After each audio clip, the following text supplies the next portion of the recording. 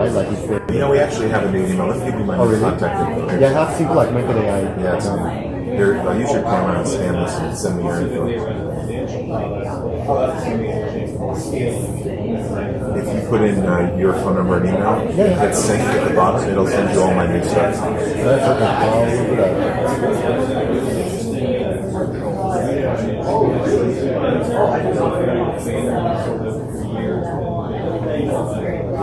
And then, and then when it comes out, I'll put all that information. Oh, what is that? Oh, you just have contact information. Yeah, if you go to the contact info. Oh, you're missing the info? Oh, no, you know it's here. Whatever, right? I don't know. If you go to save contact. That's all. Yeah, that's all.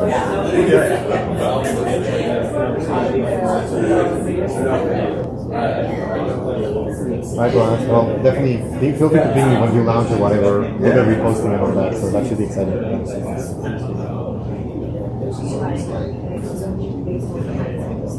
Are you a podcast listener? You listen to a lot of podcasts? Really? I'm not so busy. I do YouTube. I don't know if you have them. Do you have your podcast on YouTube as well? Okay, I'll subscribe to it. Like, you go to shiftai.fm. Go to that website. Good job doing that. There's somebody that is trying to go for the full dimension. Like, I'll tell you when someone really and it's like, I don't even know, like, I'm looking at the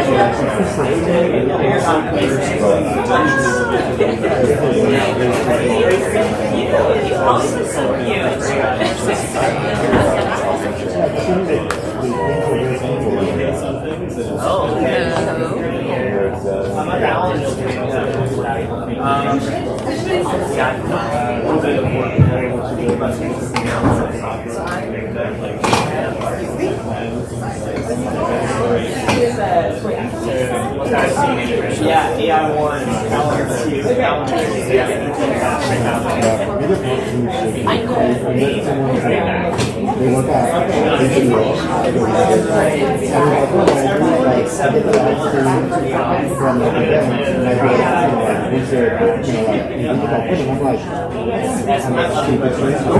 I didn't know there was another event.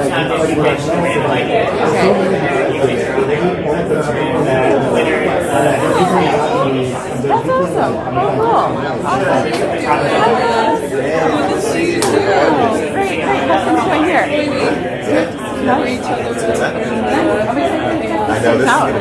I know, and this is the space, like, can't ask for more.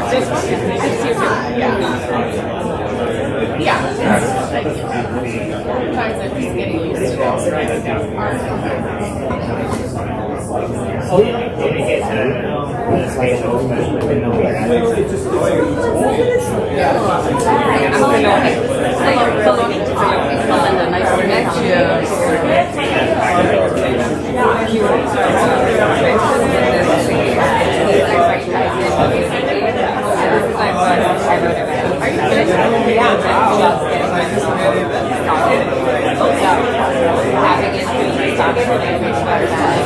you.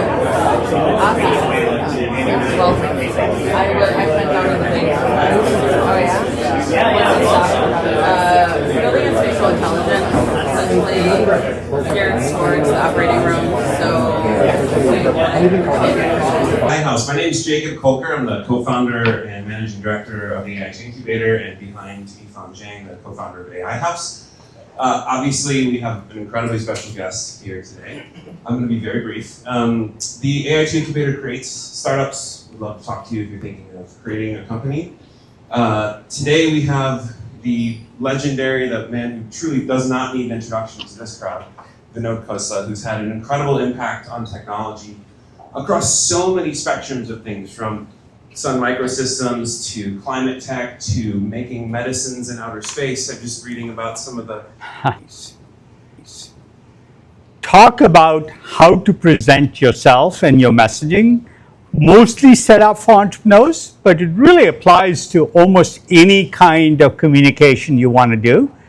And I find it's done poorly, and often you lose an investor, not because the content of what you have, but because of how you presented it. So This has been a passion of mine, getting people to present well.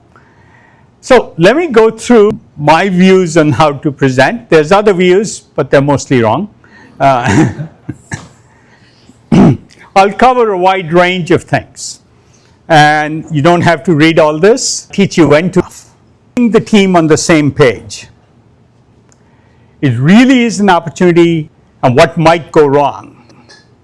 And the way it helps is you'll be prepared if an investor asks, is having people wear ties and suits so nobody got in. That culture disagree.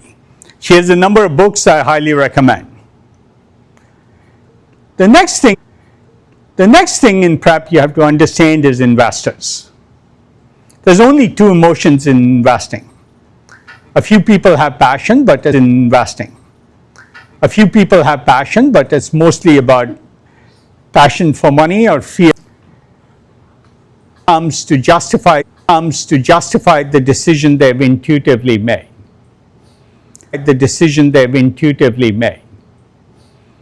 I find when somebody is presenting, most people, even in our team, have decided in the first 5 minutes when they like it or not, and then spend time collecting the reasons they like it or not. So important to keep that in mind if you're going to convince people. And a lot of jargon doesn't get past the fundamentals, and I'll give you some examples. The other thing to remember is investors are always judging you in every way. If you're playing games, hiding things, it almost always comes across. You'd be surprised. If you hear 500 pitches a year, you get to understand when people are being evasive. Are they to the point? Are they clear thinkers? All that is way more important than the content of your proposition, not that that's not important. I was saying your company becomes the team it hires, not the business plan it makes. Because business plans change and evolve, and if a team has great debate, the plan will evolve to the right thing. Teams are much harder to change. Investors are asking if you can present well, even if you have a good story. If you can't raise the next round, then they'd rather wait till the next round when you're in trouble. So all these little things are more than little. The next thing, what you're saying is not what the investor is hearing. I have a blog I put in Forbes or Fortune probably 10, 15 years ago saying, the message you send isn't the message the investor is receiving. Even two partners in the same firm, you're pitching to me and my partner David Biden, we read every statement differently and then we later say, oh, he said that, no, he said that, or she said this. And because we are filtering things differently. So you have to speak the language of the investor you're talking to. Radical difference between various firms. So do your homework. What have they invested in recently? What do they like and what don't they like? I've spoken to this issue of overselling. It comes across so easily and it reduces the investor's confidence in everything else you say, not just the thing you oversold. And so bullshit meters are probably the most common discussed factor in investor meetings after the entrepreneurs finished what was bullshit and what wasn't. And even when it's not discussed, it is something every investor is considering. I'll give you an example. We were looking at a pediatric kind of product offering, and the entrepreneur said, well, it's a $500 billion market. That's bullshit. Okay. So one of my partners challenged them. And if she said, okay, the addressable market is 10 billion, 500 is all childcare, all pediatric stuff, that'd be okay. But when she doubled down on it's really 500, it really completely changed their perception of her and anything else she was going to say. So if you think you've made a mistake, acknowledge it, move on. Like what matters is the market you can actually address. And this is the piece you forget. You're not really presenting. People are scribbling notes in their notebook and a month later. Those are the takeaways they will share. Think are yoki messages. And so if I were selling, I'd say 3 times, but I do this. So you get it enough so it makes it in the takeaways. So all you're really trying to do is engineer the takeaways, the things they'll remember. 90% of the details they will forget, that maybe the 3rd presentation that day.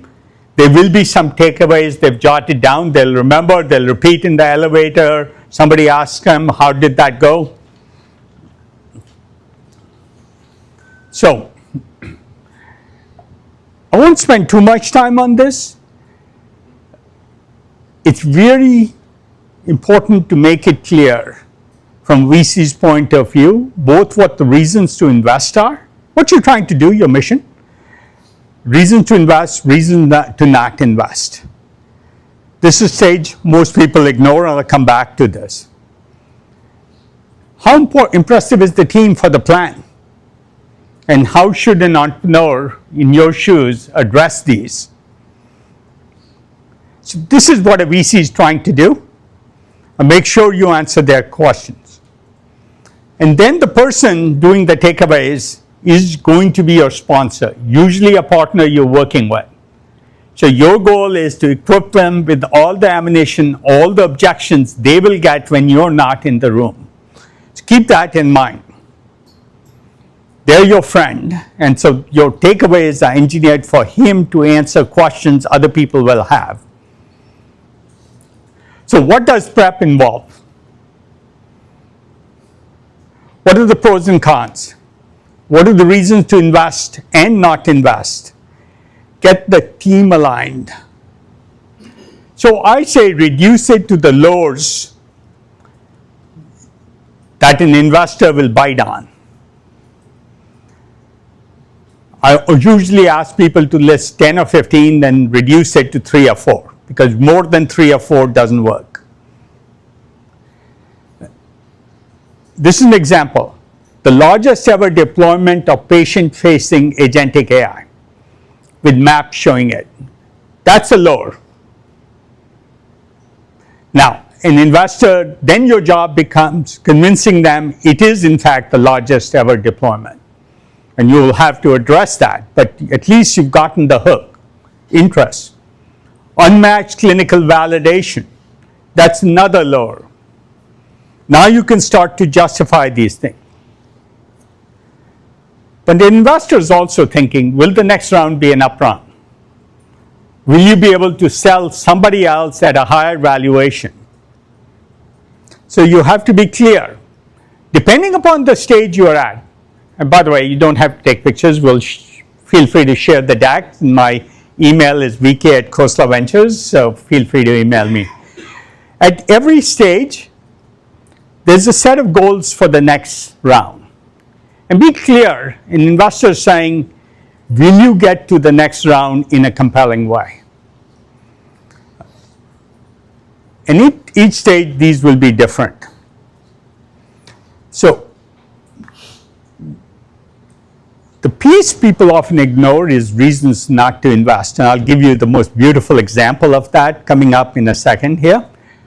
But get in front of the risks. If you don't address them, they'll come up with them on their own later. And then you're much worse off.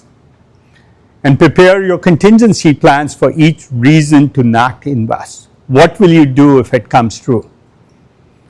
You can even defang each reason to not invest. One, in mental health, one of the reasons to not invest is it's just a chatbot, there's 100.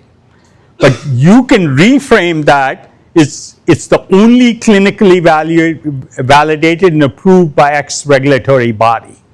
That's a way to defang an objection and a reason not to invest. You've suddenly turned a disadvantage into an advantage.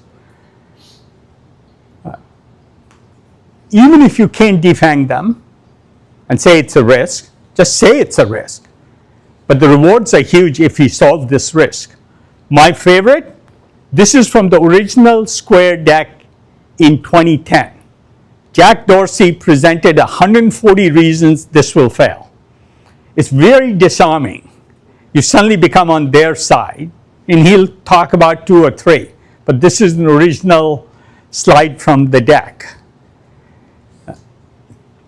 Write down the objections and have slides in the appendix on how you will take care of that risk or that objection. And every time you meet a new investor, they might come up with new objections. Write them down. Don't dismiss them. Add a slide to your appendix to cover it. So this list of burning questions are critical to conveying that you can answer, you've thought through your business and its risks, not just its advantages. And keep adding to this risk. Then write your 30-second commercial. I recommend always start with the commercial when the title slide is on. You tell people why to invest, and you then take care of why not to invest along the way. It looks something like this. I always say develop 3 or 4 different ones, and then pick the best one, even road test it on a few people. But a presentation is not about facts, it's about storytelling and the narrative arc, with plenty of hooks and lures in the way. Budget your presentation, all the things you're going to cover.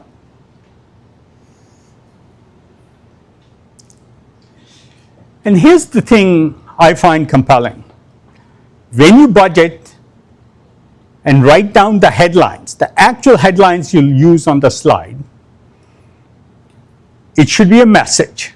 It conveys action, not a silly title like Founders. Founders fit for a task or for this business is a message. Founders is just a title. So be very, very clear. The slide headlines, without the slides, should tell an emotional story. Go back to your literature class, English class. It's the narrative arc that matters. And in fact, the story matters more than the facts. If you lay it out like this, you should be able to convince yourself, and anybody who just reads these in sequence, it says, if you prove this, I'll buy it. Most of your job is done at this stage without having done a single slide. So, then don't confuse the picture.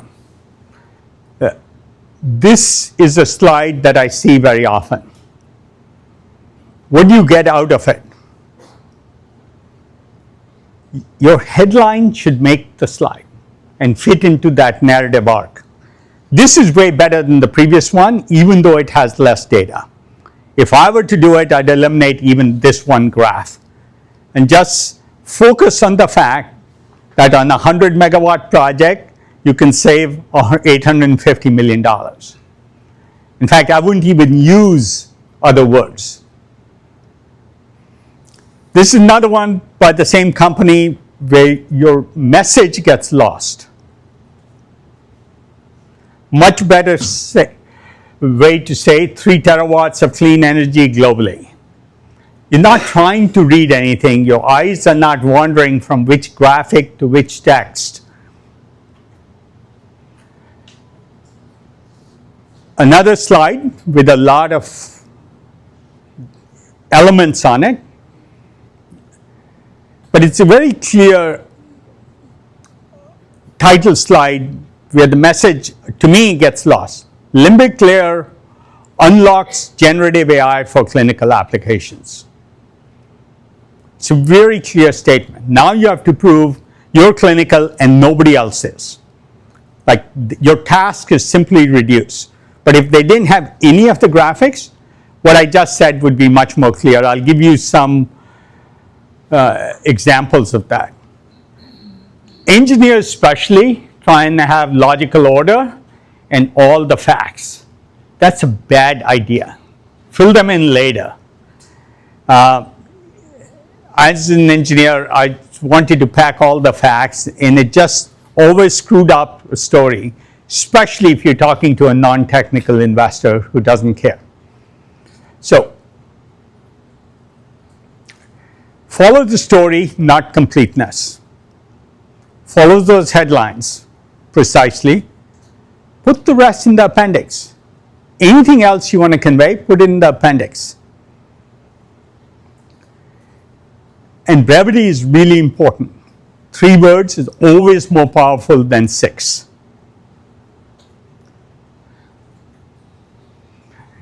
You have a very short time in the beginning before the investor is looking at their email on their phone. That happens in every meeting. So start with your commercial teaser. And your proposition should be, if I can prove this teaser, then you would want to invest. And you can end the presentation, did I prove what I said in my teaser, and repeat the teaser. So lots of little things to fit in. Every company is different, and so your messaging will be different. But you start with something bold. Something that is again a lure. This is a public transit company pitching to venture capitalists. At scale, it will be the most cost-effective mass transit system in the world. That's a lure. Now, investors will be skeptical you can be a public transit company, but not if you become one, you won't be very profitable. The data in the bottom, to me, actually takes away from the key message. This is another one in biology, and I'm trying to pick examples from all areas. This is bold enough. Now your job is to prove it, but at least you've engaged the investor into saying, if I prove it, it'll be a big business. This is not a bold statement. Clear, it's a little long, could be reduced, but very clear statement. Contrast it to this slide. What do you get from this slide? Look at it. The key message, I will argue, is lost, and that's if we detect early emergence of disease, we can stop it in its tracks. They're way more powerful than all the bits of data that was in the previous slide. And if you're well into a presentation and your investor doesn't know what you're doing, you're lost. So this is why the prep, the early commercial, 30-second commercial, all these are very key. And why being logical order doesn't matter. And you're speaking to kindergartners because they don't know your area. But over the course of a presentation, these are usually smart people. They can get informed and start to connect pieces. So you sort of have to graduate the level of education from very simple to conveying you have mastery of the complexity of your business.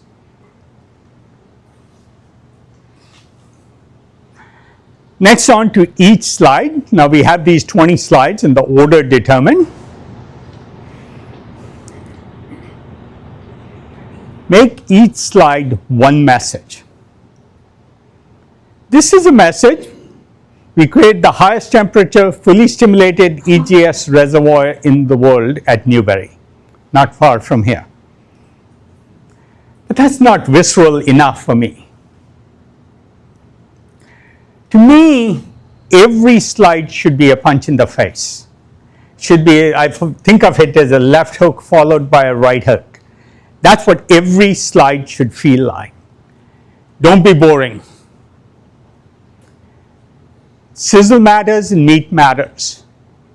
But meat is pithy and defensible later if you get questions, not to lay out the meat and potatoes and be boring early. Just keep in mind you're trying to hook the viewer into engaging with you and get to the next meeting. So a couple of years after the Square presentation, I asked one of my associates to go look at why we invested. And that was his comment back to me. He attached the deck to this, and he said, the Square deck, which I'd asked him for, I said, I want to look at the deck and say, why did we invest? And his comment was absolute seduction. And remember, Jack wasn't Jack then. Jack had failed at 4 startups and just been fired from Twitter when we invested in him. He was still able to seduce us. So it can be done. What is the 5-second test? Put a slide in front of somebody who doesn't know your business or your area and take it down. See what they tell you about it. And I'll give you some examples of that. Viewers' eyes shouldn't wander. Look at people's eyes when they're looking at your slide. If they're going from left to right and from one graphic to another graphic, you've lost them. That's cognitive load that is bad for their understanding. Avoid cognitive load, keep it simple. Every element that doesn't convey something or causes people's eyes to wander, just delete it. If you're trying to manage the time, don't manage the number of slides. Try to manage the simplicity of the message. And I'll give you examples of where you can go faster with more slides. This was a psychology experiment which was run. People described a task in different scripts. When the script was harder to read, like this, the estimated time to complete the job was twice as long as when it was simple. This is human brains. If you add cognitive load in the context of trying to understand the text, the task seems harder.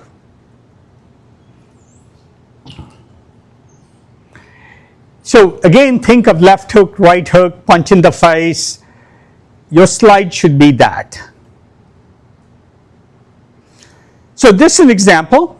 In 5 seconds, you can get the message. It's 4x more wallet share than unsecured credit cards. Pretty clear. And the graphic reinforces that. But I think this is way more powerful because you have nothing to distract you. It says you're 4x more wallet share, and there's nothing else to read to try and understand on this slide. And that's your key message. If you have 4x more wallet share, you're in a good credit card business. Here, the details don't matter. It's very clear. The graphic, in this case, supports your message. Disease burden goes up exponentially with age. You're not putting numbers on the axes, anything like that, just conveying an exponential increase in the amount of disease. These are powerful ways to convey a message. So take this slide, see what you get out of it. I would venture to guess you miss the key messages because there's way too much going on. This is a simpler way to say 1.6 billion people have a diagnosable mental disease, and 70% of them won't get care. Way more powerful than the previous slide, which my bet is you didn't get this message from the previous slide. And if you split it, it's even better, and you can go faster. This is a simple statement, but again, the graphics compounds it. We built the final layer in clinical staffing pyramid. This is easier than what was there before, but I still think it could be simpler. Another one, we're building a regulated AI therapist to scale mental health care. What do you get out of this slide? What if you turned it into 3 slides with the same text? Sorry. We do intake, we do triage and assessment, we do therapy. You didn't get that out of the last slide, so there was a lot more data there. And people lose this, and so when you're testing your presentation, always ask. This is a good way. The key numbers are in bold, catches your attention. It is crisp and clear, but even better to focus on the 2 numbers that matter. 96% week over week growth and 26-minute sessions. Now, the other data on the previous slide was important, but not as important being totally clear with the big lore, which is week over week growth and long sessions. Clear way to say you're only as healthy as your oldest organ. You don't have to say words. It's so visually clear, emphatic, punch in the face. So learn to communicate viscerally.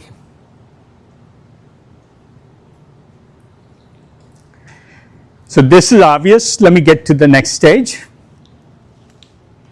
Try and eliminate every word. I gave you a few examples of removing words.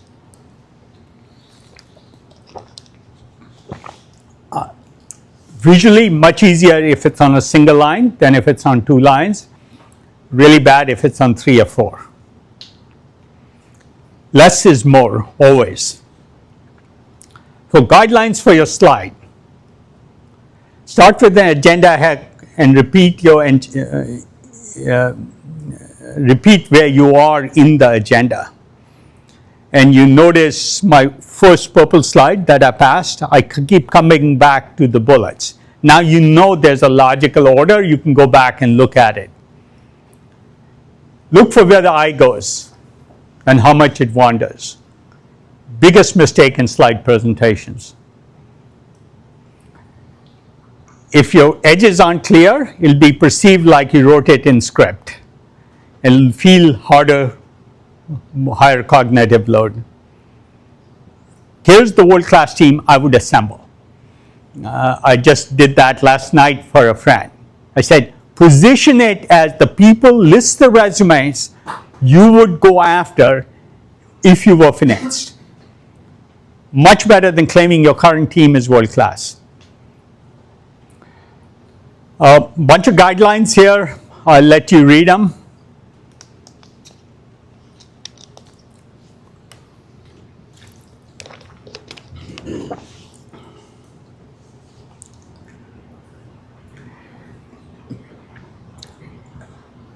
So you can see a slide deck like this. I don't know why the text isn't coming across. I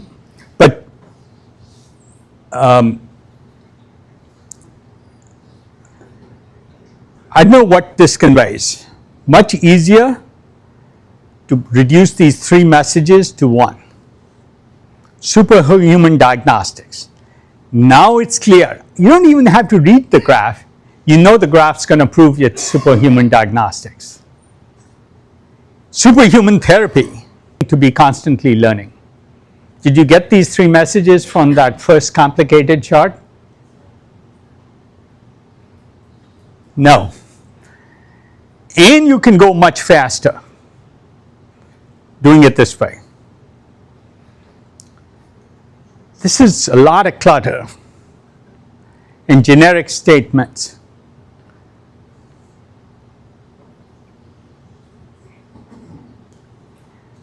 This describes what you do. An even better way to say the same thing. Our initial wedge, ex-employee digital twin, so when they leave, there's continuity. That's a very clear message and a very clear MVP. And what if the digital twin was around long after the employee left? It's a great sales proposition. It's also a great investor proposition. So back to this singular message that's clear, emotional, and connects. Another bad slide on a very important mission of human organs.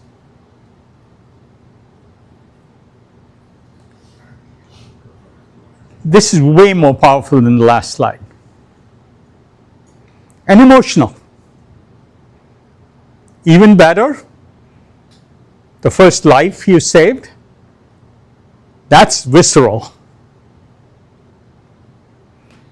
Same company, another bad slide that should be in the appendix.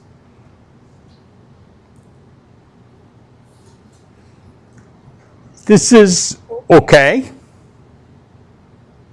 What message did you get?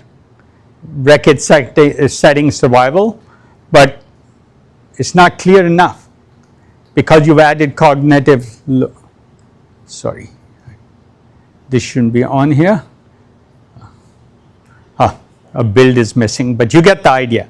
If you put traditional therapies on the right and your organ on the left and say it lasts twice as long compared to a FDA approved organ, you've really made a compelling message. Sorry for the mistake in the bill. You don't have to understand this nuclear fusion business, but you do understand the team's focused on delivery.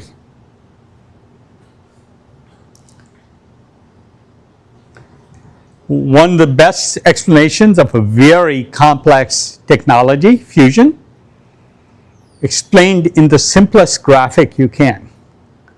Most people end up saying, oh, I get it, even though they don't know what magnetic mirrors are. But you get a chance to explain it. So don't tell me your area is too complex to simplify. This is a weather forecasting application. But the key message here gets lost. 1000x data advantage and 1000x compute advantage. You didn't get that out of that graphic first, or at least it didn't hit you in the face. This is a better way to say 1000x compute advantage compared to leading models and faster. And smart balloons with 1000x data advantage. But the even better way to convey this, 5x more data than the rest of the world combined in weather forecasting, showing the actual balloons they've launched. It says nothing and says everything. Like nobody can catch up with that much data collection is the message I took away when they presented this. Then they showed the paths of all their balloons. It doesn't mean anything, but it means a lot. Nobody else can catch up is what it means. So the signal to higher noise ratio and avoiding clutter is a key part of slides. I'm so anal about every single word, deleting it from a presentation. We've enabled real-time brain imaging. It's okay. But not one clear message. This explains what the product is. It explains because you've clearly focused on one thing. Real-time brain imaging. And then you can have a second slide that says, what's the data you're getting, which is that brain image on the right got me. Like, if you can do that in a home wearable, boy, that's cool.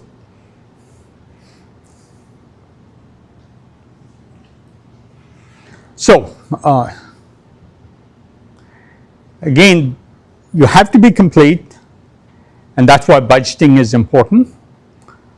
But it doesn't mean you spend equal time on each slide. It doesn't mean you cover everything. So, do your budgets, avoid the generics. Every slide I get in healthcare says healthcare is broken. It's a $4 trillion market, both complete bullshit numbers. It tells me they haven't dug below the surface, is what it tells me about the entrepreneur.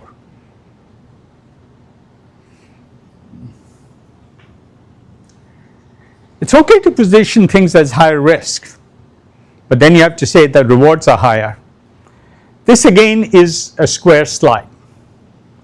All the complexity reduced to 3 cents. Why square different from the original slide deck? More immediacy, more transparency, more approachability. And the product conveyed this. And it's why it was successful. But it's the clearest statement in the simplest way of product advantage. He didn't try and make sentences, put periods in, add complexity. This is an example of the opposite. Right? This is a very compelling company, and they keep presenting it poorly. Much better way to say exact same thing. 100x more energy than all non-fossil fuel reserves, and yet it's only 0.4% of the utility scale. That's our opportunity, is all they have to say, instead of the other clutter. Again, organ shortage. This is okay, better than what they had before. 41,000 transplants, but 106,000 people on the wait list, but I have to dig for the numbers. It shows the problem versus telling the magnitude of the problem. This is a much better way to say 60% of the people in a large stadium, and the 106,000 people in this stadium is the number from people on the wait list. But this shows you clearly 60% will never receive that organ. That's a visually visceral way to convey this. Again, back to fusion. I don't have to understand this. But it's very clear from the magnetic mirror description on the top right. It's way simpler than the other approaches. I don't have to understand the technology. I just have to take away, it's way simpler. I'll try and move a little bit faster. Thousands of types of human cell types. Less than 1% can be reliably produced. That means, can you turn a stem cell into an islet cell to cure diabetes? The problem is clear. You know what you're going after. It's hard to do, it's expensive.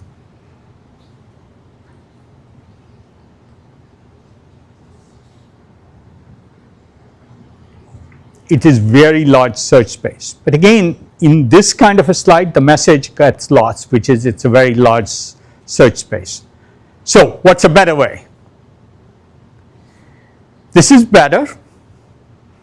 I put the arrow there, but you would normally have missed that bullet. It's saying you need 100 million wells to pipette liquid in and out of to run these experiments to build a model to predict cell differentiation. This is a way to put in the title. 100 million conditions require 100 million wells and cost billions. We can do it in 400 wells. Now, all you have to do is prove you can do it in 400 wells, and you've made the sale. You reduced it to a simple problem.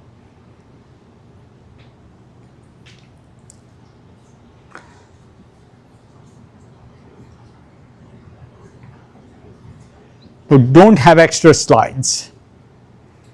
And focus on the real pain and connect everything, reframe it as emotion or greed, which is an emotion, less competitive markets, the reasons to invest.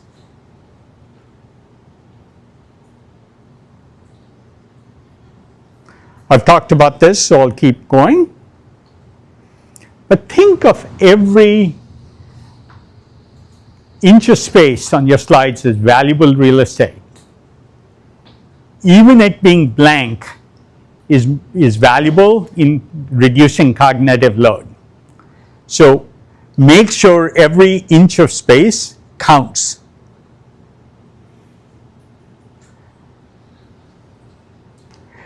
This is one way of doing it. But the title, 500 billion demand, nobody believes these numbers. But rephrasing it as 67% of patients needing therapy don't receive care, in the real demand is 500 billion is much more believable, doesn't feel like a bullshit number because there aren't enough therapists in the world. And therapists is the problem you're solving. This is a decent presentation of number of scientists needed to treat 10,000 patients. Reasonable chart says, but it's also saying it's not workable. And that's the solution the company is providing. You don't need 900 scientists for a year to treat 10,000 patients.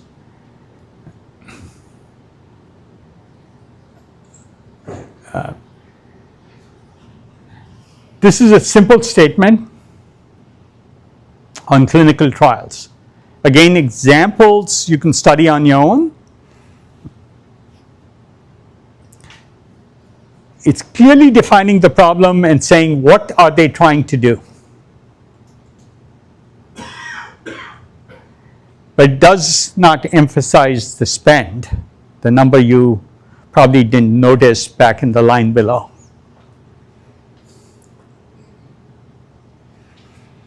This is the public transit system. Too many numbers?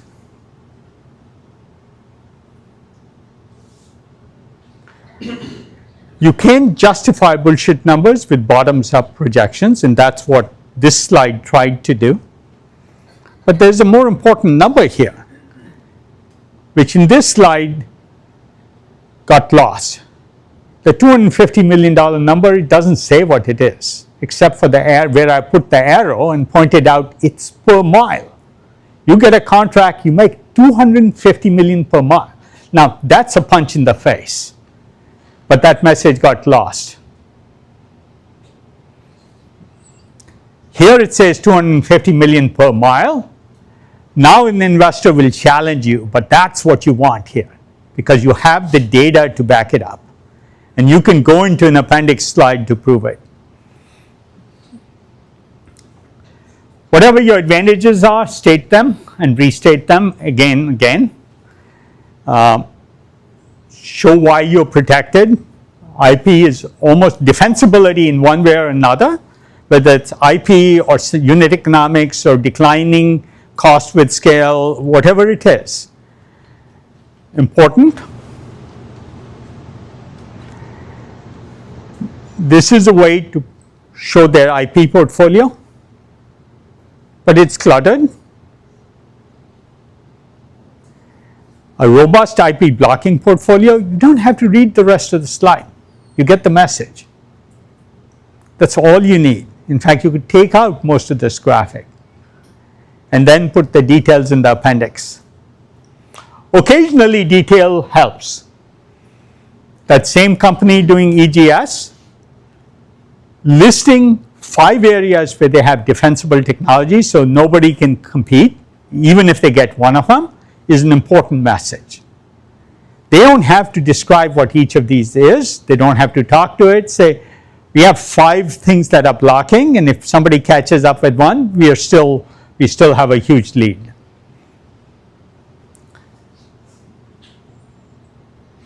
Good, but again, too cluttered for me, sorry. Too cluttered. If they just said fully permitted multi-gigawatt site for testing gives us a 5-year head start, nobody can argue with it. Especially in the world where everybody is looking for power for AI. This is a clear statement. Avon is the most efficient credit card company in the world. Take the old company, Capital One, a new company, New Bank, and show the revenue per employee. But here, they have a strong proposition. The next slide, they make an important message. Our payback is less than 12 months. Good, but there's a punchline in here, a real punch in the face that they missed, which all of you probably missed. 40x greater revenue per user compared to those others. And they lost this in this slide. So see what's important. I won't spend too much time on all these, but you get the idea. Payback already at less than 10 months with 10x LTV to CAC. That's an important message. I think you could lose the graphics here. And be able to defend all these claims.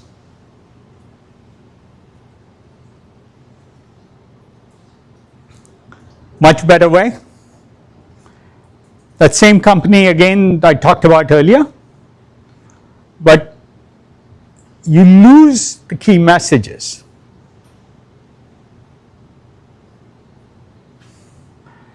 Here he's framed the question right. What makes an ideal human testing pipeline? Now the investor who's not thought about this area says, this guy knows what this pipeline is, let me see what he can do to address it. Many human tissue types needed, and he adds credibility with science without adding a lot of clutter. Massive AI scale throughput, same title, what makes an ideal testing line. I won't go into every slide, but you get the idea. Robotic consistency is his key offering. But he could have said, my favorite way to describe this company, 10,000 different tissue types tested automatically in 1 to 2 weeks within our robot. Robot is misspelled. Somebody didn't spell check this. But you get the idea. It'd be much better than all 3 slides. And then you would get to prove, because in this kind of a situation, you want the investor to challenge you and say, I don't believe it. Now you got a real hammer to hammer home proving it.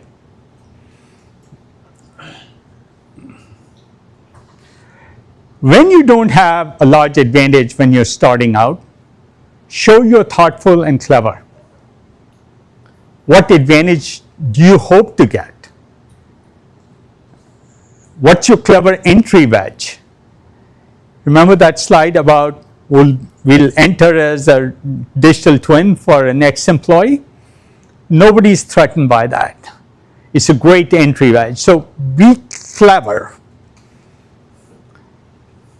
but don't try and avoid it.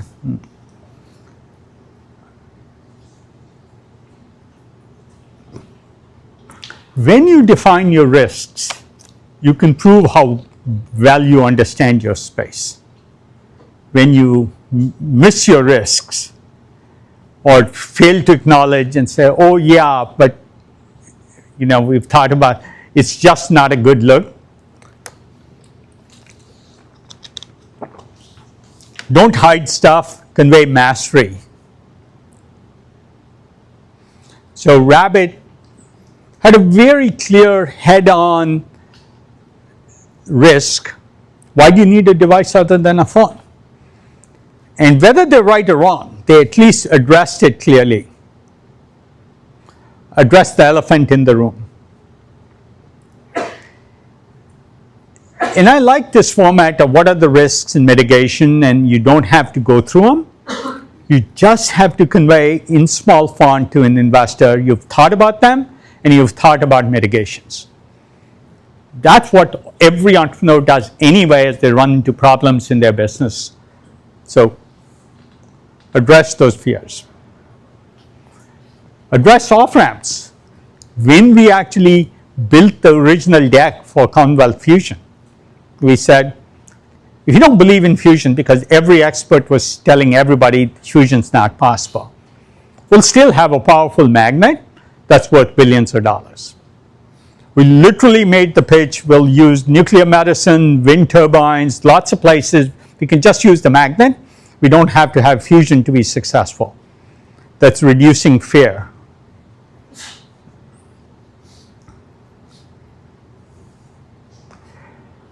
So,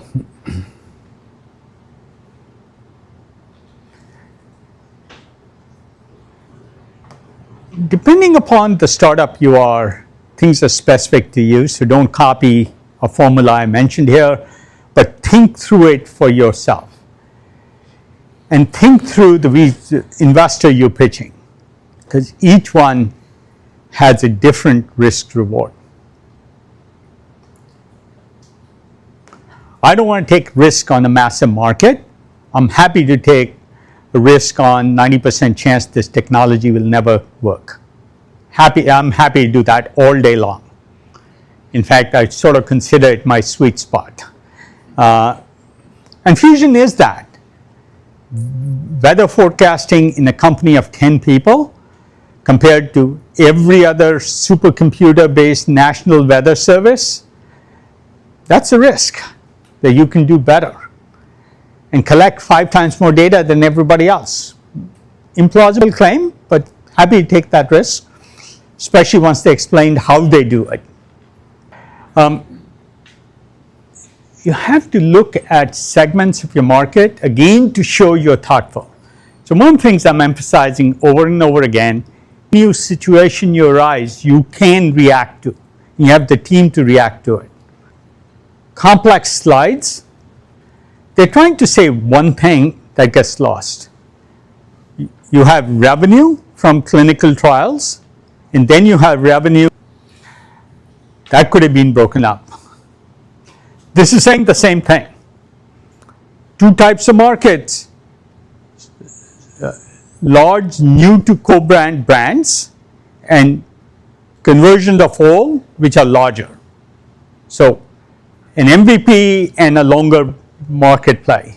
I won't go into the details of this, but it's not as clear as it could be.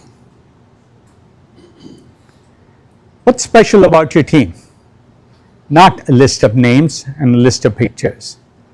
I don't really care if you're shaved or not. I care whether you can do the job. These are really great founders. A bad way to convey what the founders are capable of. These are successful founders, scaled Thumbtack to 3 billion valuation. That should have been the title, not founders. Then I wouldn't even have to read the rest of the slide. I'd believe them if they scale Thumbtack, they know they're successful founders. But the message got lost. Another one, trying to convey too many people, being nice to your team to list everybody. What happens? It conveys nothing to an investor. This is a really strong team for this task, but got lost in all the words. If they just had the title and none of the words, they would get a chance to answer a question about why. But otherwise, this is too much cognitive load for an investor to read. They'll just go to their email.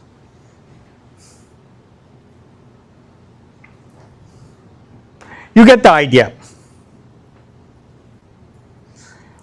What's the key message in this slide?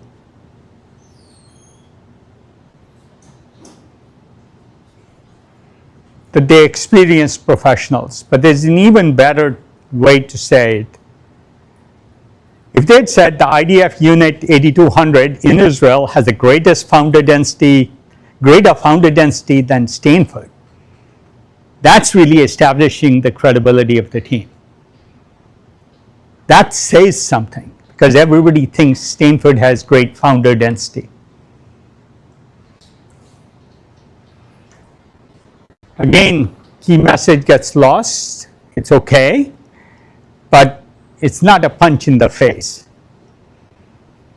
This is a much better, even though it has a lot of text. It says the key thing. 20 years I've built conversational AI businesses. And he's building a conversational AI business. That's all I need to know. Yeah, he's been at Nuance, he's been at other places. That's just validation.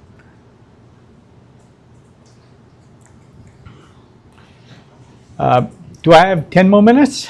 12:02. Yeah. Okay to take a few more? Okay. Financials usually presented very poorly. Only what matters and only what matters.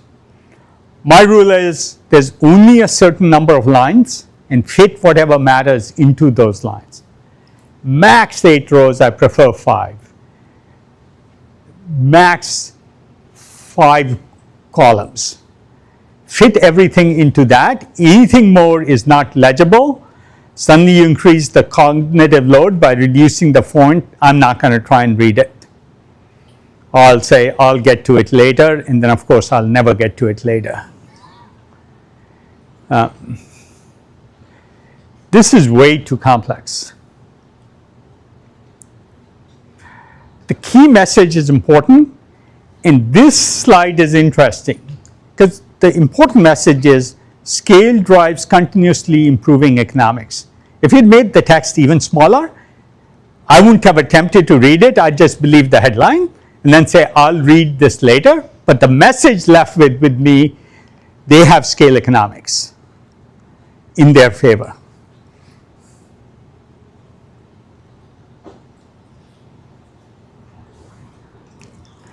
The number of times numbers in different parts of the presentation, don't mind.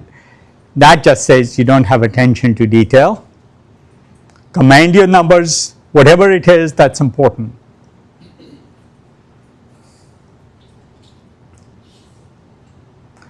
You don't have to have financials. So very often founders plug in stuff. If you're in business 3 months, 3 months of financials don't do anything. Right? YC has the worst approach trying to show ARR on every slide, whether it's relevant or not. I gave a talk there Friday. I emphasized that ARR from YC company is the least important number in my view. But you can talk about what you've tested in the 3 months, what you hope to drive. People like founders who experiment and thinking about how they're de-risking, what they're de-risking, in what order. And being honest about where you are. Don't put things in just to. It's competition. Bring it in the competition. But you can bring it in through the prism of your advantages. You can have a dedicated competition slide if it's really hard hitting. But when I see 5 competitors, I say this market is too crowded. I don't have to look at the table. That's how I read a slide table.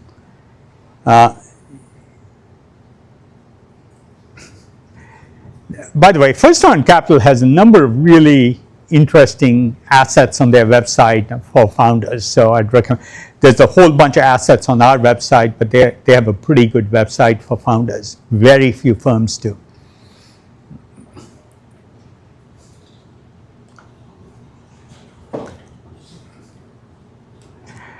This is a competition slide, but what does it say? It's by this company, see the signs. You can't even see which company is pitching. Here's a better way to pitch this company. Everybody knows Grail. It costs us $1.84 to detect a cancer. It costs Grail $105,000. Now, almost certainly an investor will challenge that. How can you be 100,000 times cheaper? But that's the engagement this company wants because the data is clear. Then you say, hey, Grail in its history has detected 1,800 cancers. We have detected 50,000. Now there's no argument. You can then put in the data room all 50,000. Modulo confidentiality. But there's a compelling way against a large competitor like Grail. What does your finance and risk and de-risk? Remember I talked about seed, Series A, Series B.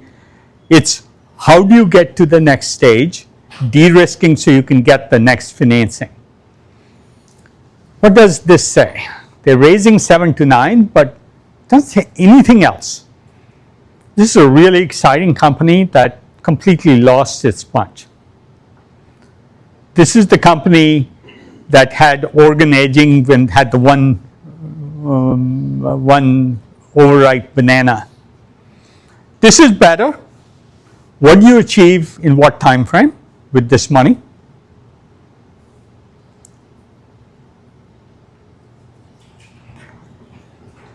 So, finish with a flourish. Go back to your commercial. Repeat it. Even ask if you've proven your point. Or what questions do investors have? What haven't I proven? That's really powerful. This is a commercial. Very simple to understand.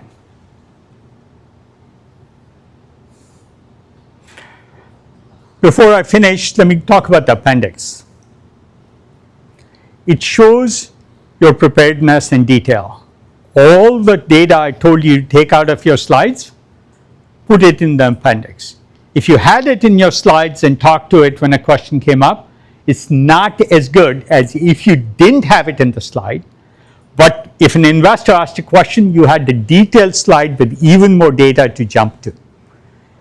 What does it say? This founder is prepared for every eventuality. So the more detail in your appendix, the exact opposite of your presentation, the better. In fact, I say always find an excuse to go to the appendix. Not to convey the content, but to convey you are prepared. That's what you want in a founder who's thought through every detail and is prepared for any contingency. And appendix is unbudgeted, updated constantly. Have a backup slide for every question that might come up. Every time you meet a new investor, add to your questions.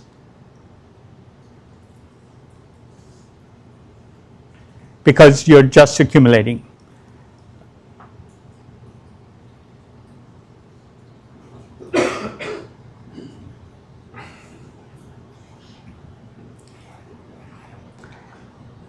These hopefully look obvious by now. But the next thing I will talk about is a mistake most founders make.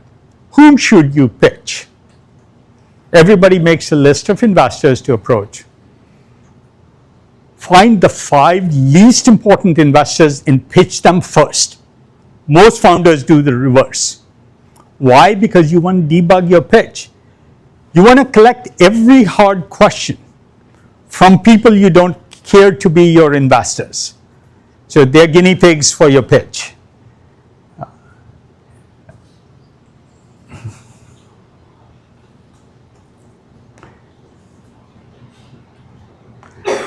Then investors see what people have invested in. Sometimes people tell me, well, you invest in this company. Well, I invested in it in 2008. That's a little less relevant today. So see what they've done recently. See what their biases are, what their fund status is it late in their fund cycle, early, what kinds of risks are they taking. VCs change the risks they take depending upon the fund cycle, whether they're early or late in it. Go after your target VCs after you have lots of practice and lots of objections and discovery, and your pitch is fluent and your punches are really strong punches. So let me stop there. Sorry, I took a few minutes longer. Do you have to go? I can answer 2 questions. Hopefully this was helpful to people. Melissa Hutchins. I'm a founder of a AI startup where we're combating malicious deepfakes. Sorry, combating? Combating malicious deepfakes.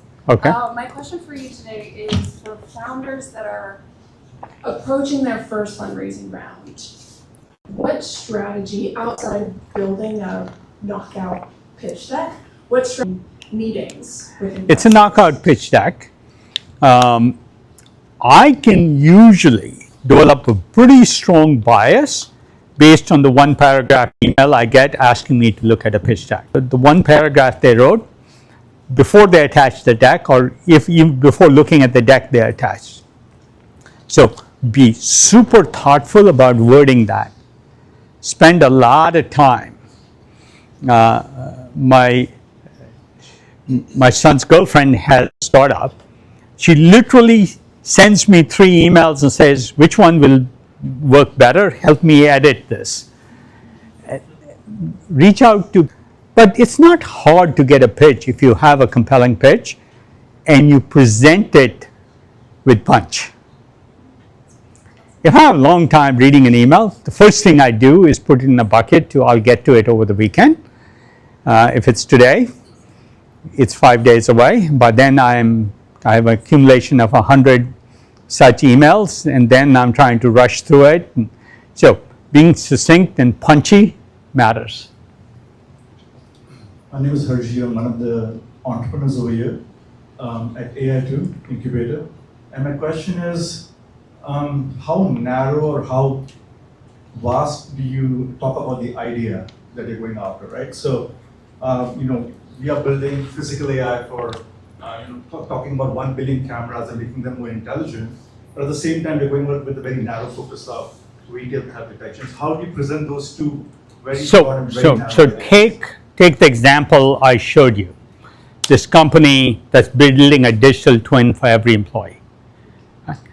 That's too big an idea. But they started by saying, we'll start by reading all the email and text and Slack of the employee that just left and offer you continuity. And then it's like, what if this ex-employee stuck around?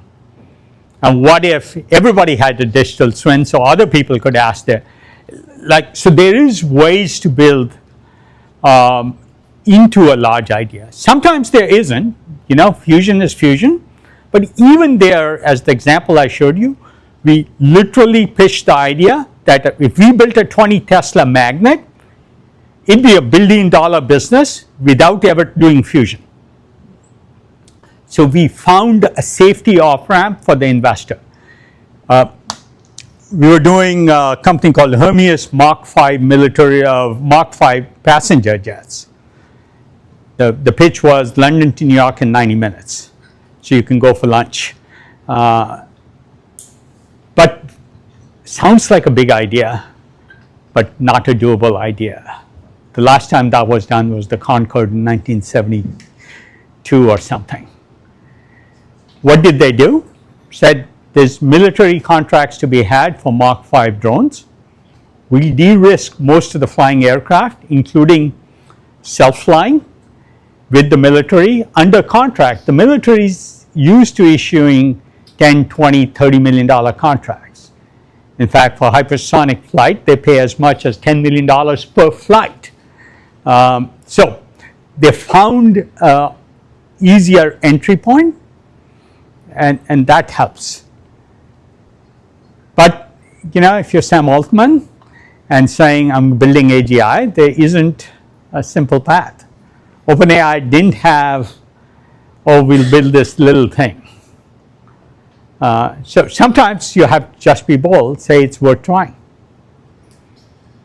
Vinod, thank you for being an amazing partner to the incubator.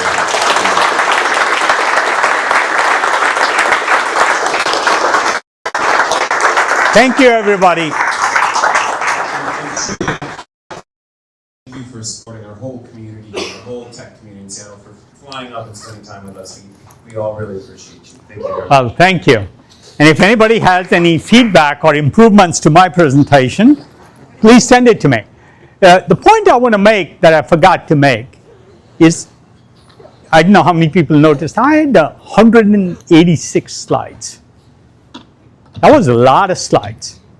But I budgeted 3 a minute, and then I decided to slow down during certain parts, and so I always have slide numbers because that's my budget. So hopefully it felt seamless, didn't feel like too much, but felt like you wanted to go back and look at the deck and go through it again. That was my hope, that you look through the details I didn't talk about. So there's sort of a strategy to all of these.